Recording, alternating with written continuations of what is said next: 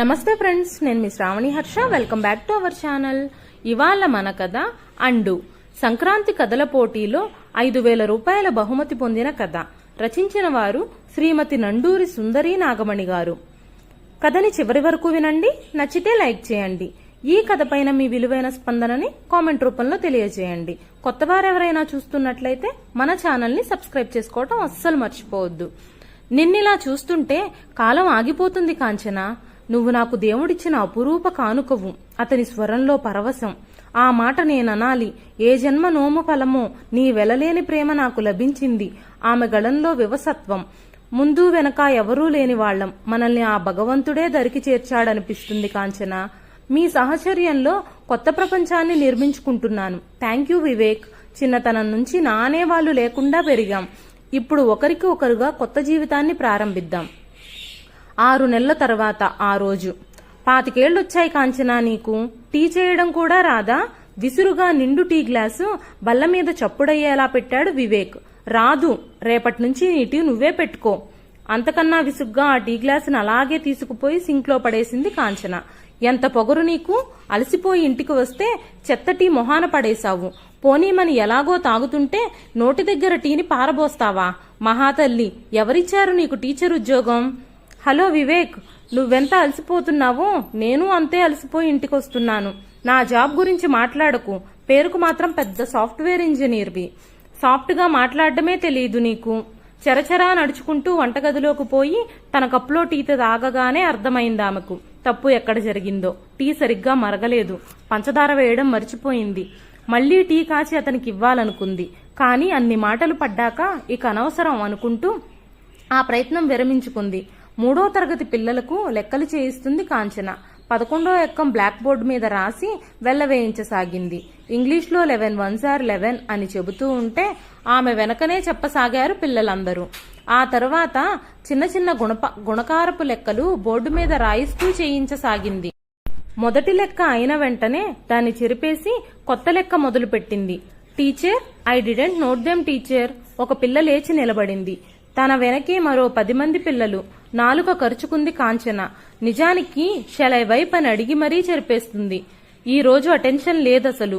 మళ్లీ ఆ లెక్కను చేసి చూపించింది బోర్డు మీద. ఆ తర్వాత మరో 3 లెక్కలు రాసి చేయమని తాను కుర్చీలో కూర్చుని బాధగా కళ్లు మూసుకుంది. తన తొందరపాటుకు మూల్యం మళ్లీ ఆ లెక్క బోర్డు మీద చేసి చూపడం. చెరిపివేయకపోతే ఆ సమయం తన శక్తి కూడా వృధా అయ్యేవి కావు. నిన్న కూడా తంది తొందరపాటే. టీ రుచి చూడకుండా అతనికిచ్చింది. హెడ్ ఆఫీస్ కి అడ్రస్ చేసి రాసిన 3 పేజీల లెటర్ పూర్తి చేసి లేచి వాష్రూమ్ కి వెళ్లి వచ్చాడు వివేక్. మొత్తం మ్యాటర్ అంతా సెలెక్ట్ చేసి జస్టిఫై చేసి ప్రింట్ కమాండ్ ఇవ్వబోయేంతలో పొరపాటున డిలీట్ బటన్ కి వేలు తగిలి మొత్తం డాక్యుమెంట్ అంతా డిలీట్ అయిపోయింది. వెంటనే కంట్రోల్ బటను, జెడ్ బటను ఒకేసారి నొక్కాడు. వెంటనే మాయమైన మ్యాటర్ అంతా మానిటర్ తెరపై ప్రత్యక్షమైంది. హమ్మయ్యా అనుకున్నాడు నిశ్చింతగా. వెంటనే కాంచన గుర్తొచ్చింది. పాపం కాంచన. అటు అమ్మా నాన్నలు కాని ఇటు అత్తామామలు కాని లేరు. కొత్త కాపురం, ఇంటి పని, వంట పని ఇంకా అలవాటు కాలేదు. ఏదో చిరాకులో ఉండి అనవసరంగా విసుక్కున్నాను తనని.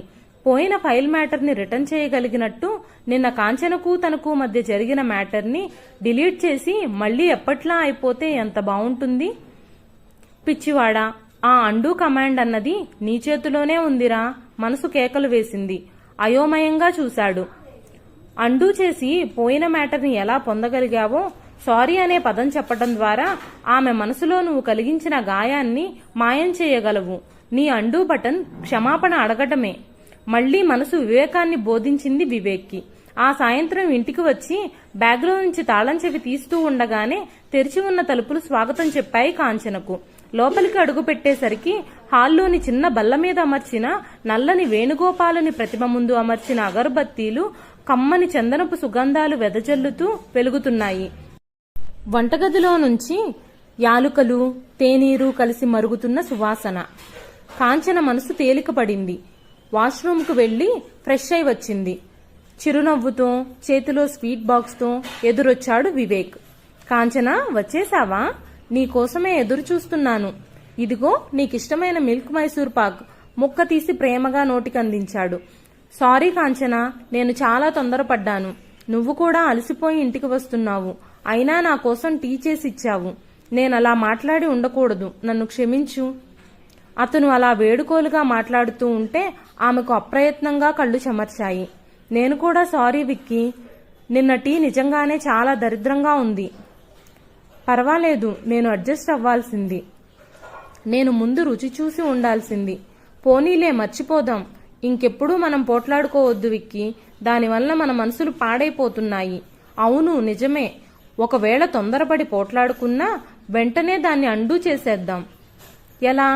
వివరంగా చెప్తాను, కానీ ముందు కాస్త స్వీటు హాటు సేవించు. అసలే చాలా అలసిపోయొచ్చావు అంటూ శరవేగంతో ఆమెకు స్నాక్స్ వడ్డించే పనిలో పడ్డాడు వివేక్. అండూ మంత్రాన్ని జపించడం, ఆచరించడం చేస్తున్న ఆ దంపతులిరువురు మళ్లీ ఎప్పుడూ పోట్లాడుకోలేదు. వారి జీవితంలో ఒకరితో ఒకరు మాట్లాడుకోకపోవడం అన్నది ఆ టీ ప్రసన్నం అప్పుడు మాత్రమే ఒక్కసారే జరిగింది. ఇదండి ఇవాల్టి కథ. ఈ కథ నచ్చితే ఒక లైక్ చేయండి. ఈ కథ పైన మీ విలువైన స్పందనని కామెంట్ రూపంలో తెలియజేయండి. మరెన్నో ఇలాంటి ఇంట్రెస్టింగ్ కథల కోసం మన ఛానల్ని సబ్స్క్రైబ్ చేసుకోండి. Thank you for watching.